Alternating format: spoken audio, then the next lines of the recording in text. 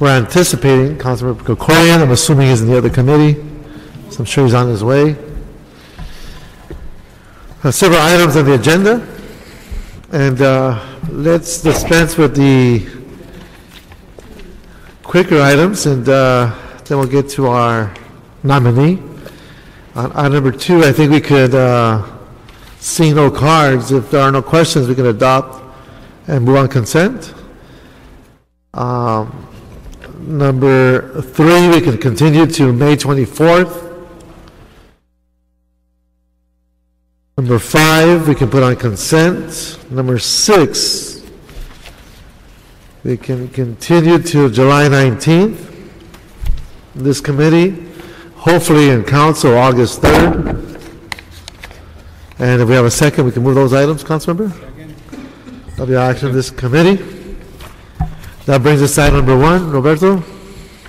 Yes, council members. Item 1 is a communication from the mayor relative to the appointment of Ms. Victoria Franklin to the South LA APC.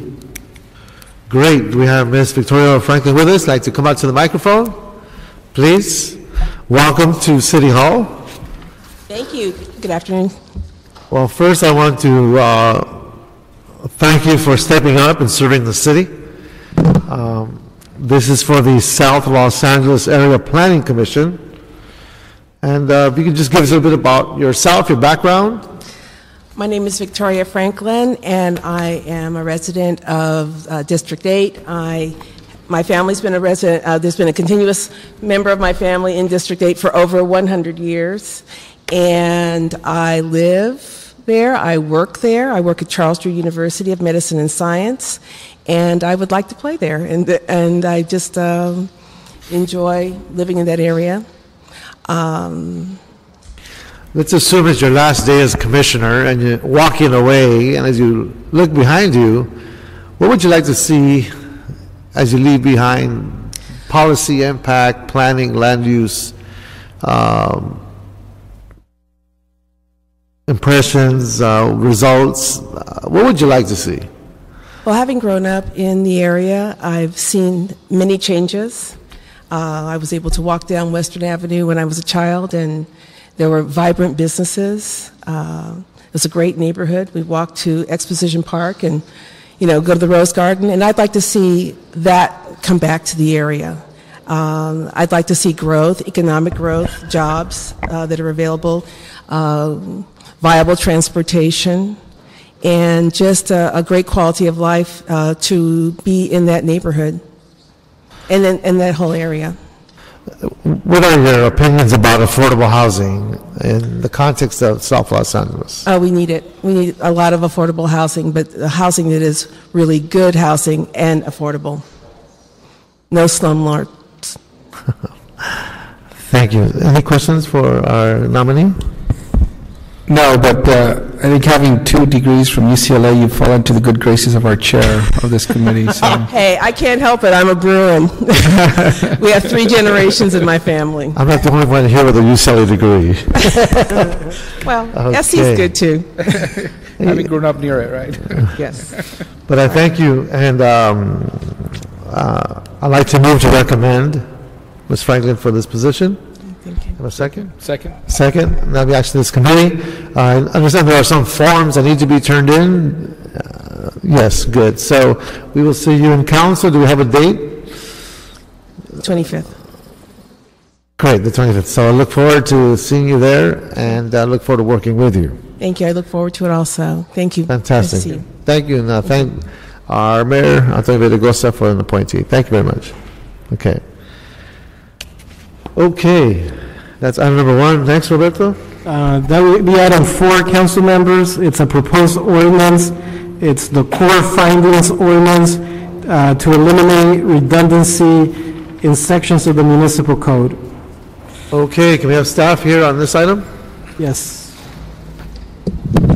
Good afternoon, Tom Rothman from the Planning Department. Good afternoon, Tom. Good afternoon. I'm here today to present the first of the Planning Department's proposals to start simplifying and reforming the zoning code. We've gone out over the last 3 years now. We've held many different workshops, We've gone out to the communities. The planning department has issued 2 directors' reports that talk about how we can best simplify our 1946 zoning code. We came up with, in the last director's report, 6 specific amendments that can target in a very in a very focused way the best ways to reform our zoning code.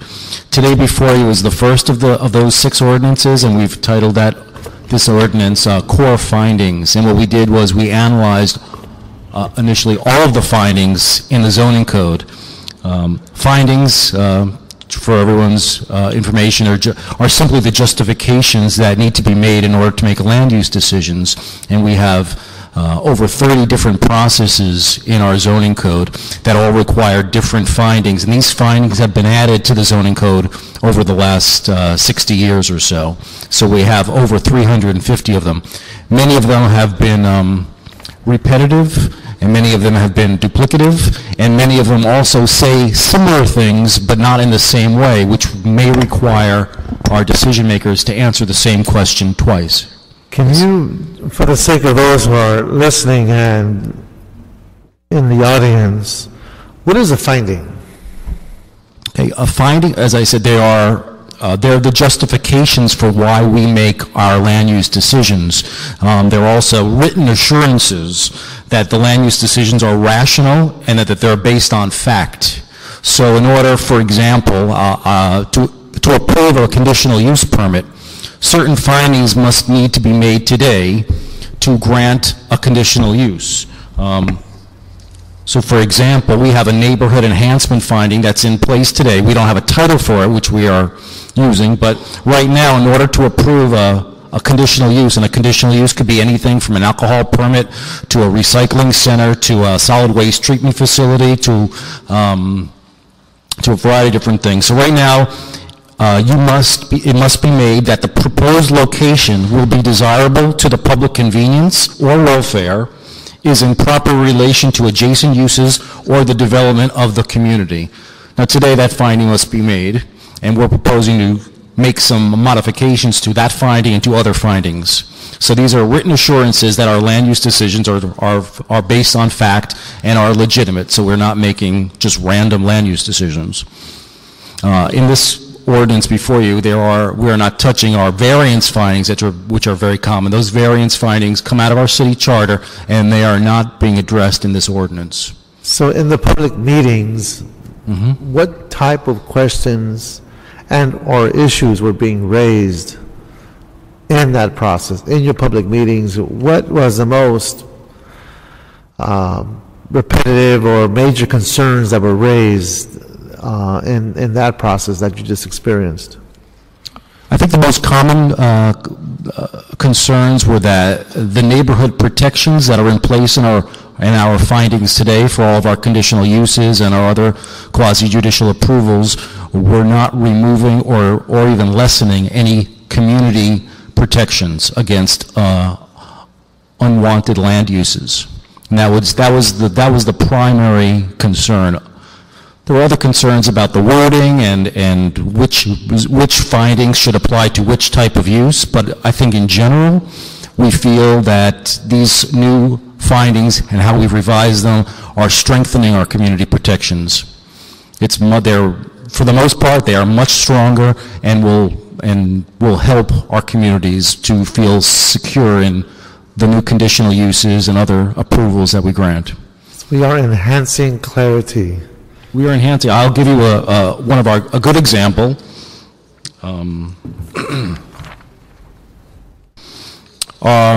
A project compatibility finding that must be made for all of our conditional uses and our quasi-judicials. Those are the zoning administrator determinations. Right now, that finding says that the proposed location will not be materially detrimental to the character of development in the immediate neighborhood. It's a good finding. It's a little vague, we thought, so we wanted to clean it up and we wanted to make it a little stronger. So the finding now, which will have to be made for every conditional use and other quasi-judicial approval from that finding, now will say that the project's location, size, height, operations, and other significant features shall be compatible with and shall not adversely affect or further degrade adjacent properties, the surrounding neighborhood, and the public health, welfare, and safety. So we have really tightened that up, and we went and our new language came from years of hearing what the community wanted, and we actually added in that will not further degrade, and the intent of adding that phrase was so that an approval could not be granted for an unwanted use just because the neighborhood already has a proliferation of them. So we have heard that because another overheight fence, there's already a neighborhood filled with overheight fences, what's one more? A block filled with liquor stores, well, what's one more? Now that finding has a much higher threshold. Gotcha. Okay, any questions from my colleague? Yes, this will affect conditional uses, adjustments, and other quasi-judicial land use approvals, not including variances. Anything else that these procedures we are required to approve findings? So we're not touching variances. We're not touching variances. These other entitlements. What else are we not touching? That about covers it, right? Well, we have core findings. The majority of our findings came out of the conditional use section. So there are going to be now three primary core findings that must be made for all of our conditional uses and all of our ZADs, all of the other quasi-judicials. Occasionally, some of our conditional uses have additional findings. So you must now meet those three and maybe other specific findings that pertain to that use in particular. So we actually have changed some of the wording in there. Oh, right. Okay. And also we are changing some of the findings for our plan approvals. But generally this will apply to the conditional uses and the ZADs. But we have changed some language here and there throughout the ordinance, and I could go into the details. We did remove things. We did remove certain findings that said must comply with current zoning. Okay. Okay. So let's go through the cards, and if we have any more questions, we'll call you up. Yeah, one final question on that. And we are not looking at the variances? No, we are complied by the charter to stick with those. We'd have to do a charter amendment to change the variance findings. And the test to meet the findings are the same for all of them, which is just a rational test?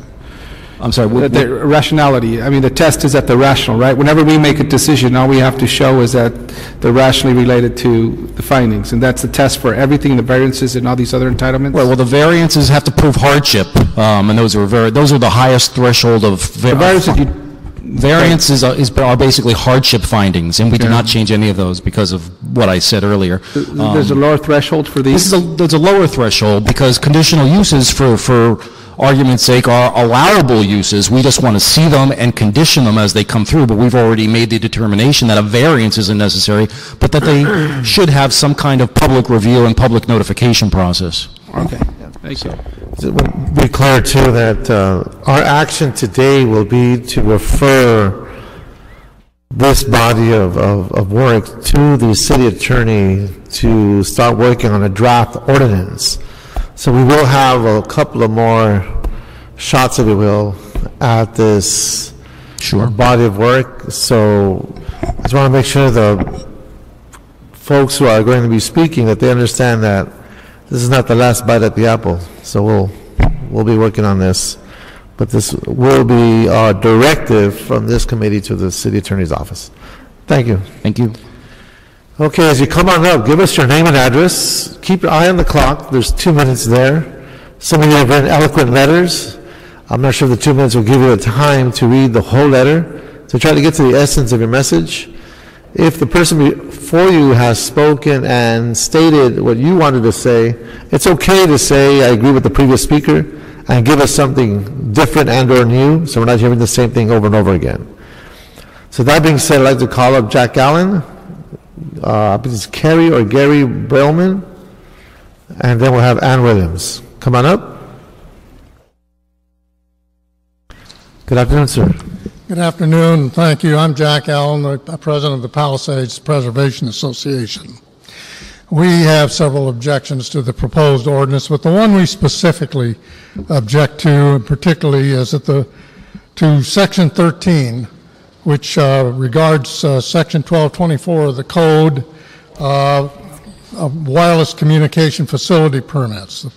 The Planning Department at the last minute before the Planning Commission hearing submitted a modification to this 1224 of the zoning code, which didn't get publicly discussed. Presently, the subsection reads as follows. It says, making the following findings, subsection 1, that the project is consistent with the general requirements of the wireless telecommunications facilities standards set forth in section 1221.A.20 of this code, and meets the approval criteria of section 1221A.20C of the code. The Planning Department at the last moment deleted the part about meets the approval criteria of section 1221A.C, and this is important of this code, because they considered it redundant on the basis that the subsection already requires that the project be consistent with the general requirements of the standards. However, being consistent with the general requirements is not the same as requiring a project to meet the approval criteria, which are specific. Meet means in the context that it's used to fulfill or satisfy a requirement. To be consistent with means to conform to a regular pattern. Moreover, subsection 1221A.20 is divided into 3 subsections, the first of which is the A, general requirements. Mr. Allen, if you can submit that as part of the record, we can put that in the file. I'm going to add a little to it. No, we're not going to do that. We're not going to do that. Okay. Thank you, Mr. Allen. Well, I would recommend what they've done. It's inconsistent and confusing because you got a section already in their general requirements, Thank you, sir. and that's you're referring to the general requirement. What they should do is reword it. Mr. Allen, submit that to the file so we can read exactly what you're saying. I didn't submit the rewording. Thank you very much, sir. Next, Mr. Brillman, Kerry. Okay. Ann Williams. Good afternoon, council members. I'm Ann Williams with the Central City Association. Well, we're pleased to see this long overdue set of technical amendments to a zoning code that suffers from decades of neglect, resulting in redundancy and disorganization. I also want to applaud the Planning Department staff in their proactive efforts to eliminate these redundancies and streamline the planning process for all stakeholders. The department staff do not have the luxury, as you know, of being inefficient, and doing more with less is exactly what we as taxpayers demand from our government. And establishing clear and consistent findings will provide a better framework in which to analyze the merits of a proposed project, which all lead to sound and informed land use decisions. With staggering budget cuts and dramatically reduced resources, implementing core findings, we believe, is a first step that we need to take toward reforming the development process and increasing the efficiency of not just the planning department, but all the city departments involved in development. So thank you for supporting these revisions. Thank you very much. Donald Keller, Marie Stratton, and Louis Becker. Good afternoon, sir. My name is Donald Keller. I'm a resident of Brentwood and member of the Brentwood Residents Coalition. And I want to thank the planning staff for their time spent over the past 18 months that we've worked with the planning staff, and commend the planning staff for putting this ordinance together, and urge your passage of this ordinance as submitted by the planning staff. Thank you very much. Thank you, Mr. Keller. Very succinct.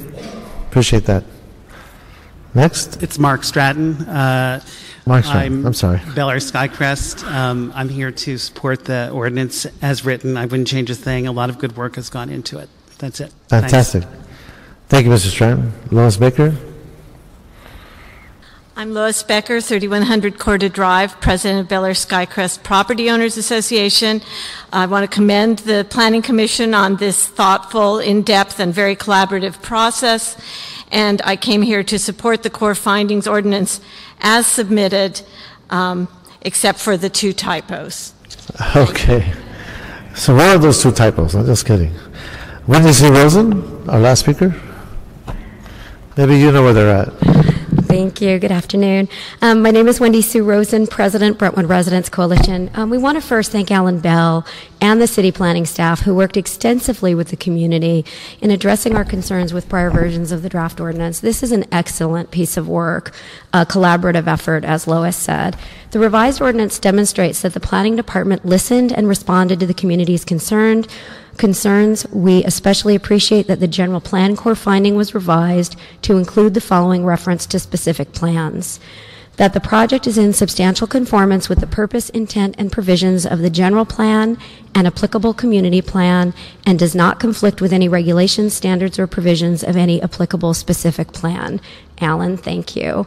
The language ensures that conditions adopted through discretionary approvals do not violate specific plan regulations, standards, or provisions. This is consistent with the planning department's objective not to eliminate any criteria that protects the citizenry from inappropriate land uses. As a result, there will be fewer contested proceedings and appeals, which is one of the primary objectives of this ordinance. We just want to call staff's attention to the fact that the staff report that's attached to the proposed ordinance, because it does not include a reference to the inclusion of the specific plan language in that finding, and so this may cause some confusion, and we just want to ask if a clarification can be made because it was added orally at the last hearing. We also want to just point out there are two typos, and I have them marked. There's some words missing in one of the provisions where it is included in another, and then there's an extra word. And we urge the committee to adopt the proposed ordinance with no changes and as submitted. Thank you. Thank you very much. So at this time, we will refer this to the city attorney's office for preparation, and we'll wait till we get the first draft. Thank you very much, and good work, staff. We not often get compliments from the public, so well deserved. Okay.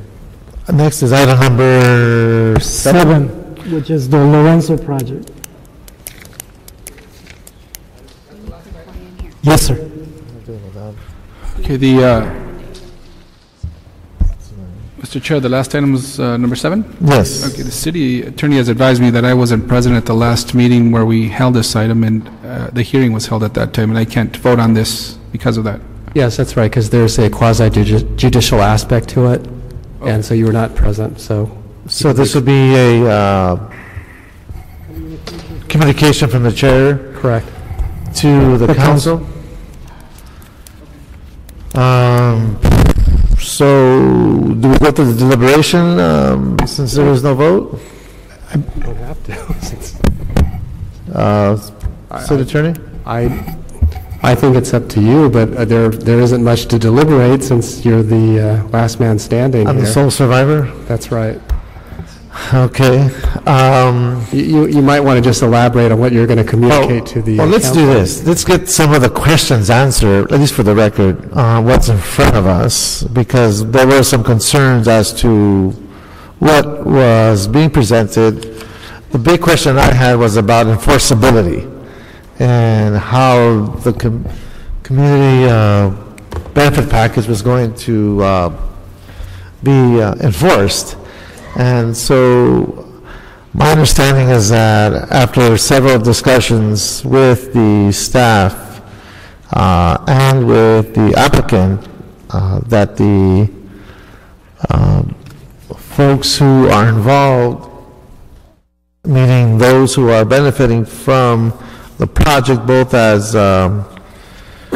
in terms of community impact, that there is assurances of enforcement through the private agreements that were put together by the applicant and those who were working with the project, and that there was some assertion that there would be a potential covenant, but my understanding is that both parties prefer not to have that covenant since they're very committed to the enforcement of these benefits. What I'd like to see, though, as an addendum, and Mr. Attorney, if it's possible, to have a reference to these agreements on file, not as part of our action, but as an information item, in case 10, 15 years from now, there should be there should be a reference to this agreement. Is that possible? Well, I think that's already happened by the fact that it's in this public hearing. But as to whether anybody remembers, that's the problem that we perennially have. You have to have somebody around 10 years from now that knows about this. I'll remember. I believe you. I will not be around. But, oh boy. Okay, so that being the case, that would be I would move this over to the council. Since there is no action from this committee. Oh, okay, Councilman Krikorian, as he rides in from the sunset on the big white horse to the rescue. So that means we go through public comment then. Were you here on the discussion? Okay, great. So I just gave the Reader's Digest version of what my understanding was of where we were at, that the staff informed me of the discussions that were occurring between the applicant and the beneficiaries, that they have both agreed and are very much confident that the enforceability is there through the private agreements. And we can move this forward, we can go to public comment, because we already had it. We don't have to have it again, but it's up to you. We'd like to hear the cards. No, it's up to you, Mr. Chairman. I heard the public comment last time. I was prepared to move it forward last time. Okay. I know that you had some concerns about the enforceability issues, and I'm happy to go either way with it. Okay. I'm happy to move it forward, but I'm happy to go either way on hearing further public comment. It's Well, up to you. given what we just stated here, are folks here compelled to still want to speak? You have one person? Why don't you come on up? That way we can close this matter. Thank you, Chairman Reyes. Councilmember. My name is David Kirsch. I'm here with the Carpenters Contractors Cooperation Committee. We oppose granting the requested entitlements due to the use of G.H. Palmer of Silverline Construction on prior projects and the plans to use it on this project. This contractor has a history of paying workers below area standards and not providing benefits and training on all their projects. This is of particular concern given the size of this project and the negative impact it will have on the construction industry. It is a shame, given the city's multiple steps to enact policies to provide good-paying construction jobs with benefits, that by approving the requested entitlements, it will be taking an action that will put union members who are paid the area standards out on the street. This runs contrary to the city's laudable efforts to promote high standards in the construction industry. The cooperation agreement for this project will not guarantee this. There's no labor construction issues there. Apprenticeship training programs provide young men and women in our community with the skills and knowledge needed for rewarding and productive career opportunities and not just a dead-end job. At the same time, training serves to ensure a better quality product, and that the work is done right. This does not appear to be the case with Silverline, as evidenced by reviewing the inspector logs at one of its most recent projects, where you have repeated entries of poor quality and questionable work. The Carpenters Union invests millions of dollars every year in top-notch training programs because that is what it takes to provide quality workmanship and the best workers in the industry. But when contractors such as Silverline pay workers below area standards, union contractors cannot compete, union members end up without a job, the investments in training get wasted, and the construction industry spirals downward. Thank you. As a city attorney, when it comes to issues of living wage ordinance, does that apply in this particular case? Or Well, this is a private development. There are no city funds being used for it. So they don't have to pay the same that they would have on a public contracting case. And living wage, I don't think we have an ordinance that on the private sector does that on the private sector. So no, they don't have to comply with anything. Okay. And the nexus between the what's in front of us versus the issues being raised is there is no real nexus at this time, given the committee's role in this process? Yes, I don't believe so, because they're like every other private project that comes before you. Okay. Okay. Well, there's a concern. I mean, again, we did hear from the workers in the last public hearing that they do need jobs and that they are anxious to get work. But I feel like I'm in a predicament at this moment because I have been supporting basic wage earning standards, and I'm being told now that that doesn't exist with this company. Is there any comment from the applicant and or the folks who are representing the company? Are we looking at living wage standards here? George Milston, Latham Watkins, representing Palmer. The project will be providing well over 1,000 jobs. Some of those jobs are in fact union jobs. Some are not. They work with various subcontractors. The project will be providing over $250 million in investment within this area. And we are working with PV Jobs to provide a job training program and a local hire program as part of the overall community benefits program. So there are significant benefits to the community, to the workers. There is a job training program specifically, and there is a program for local hire from the disadvantaged communities that are surrounding this area. And PV Jobs is a nonprofit? Is it associated? Yes, and I think Mr. Roberts is here from PV Jobs, and we've worked with them before in a variety of circumstances. They do a great job of bringing in at-risk individuals and providing job training for them. Can we speak with Mr. Roberts? Mr. Roberts.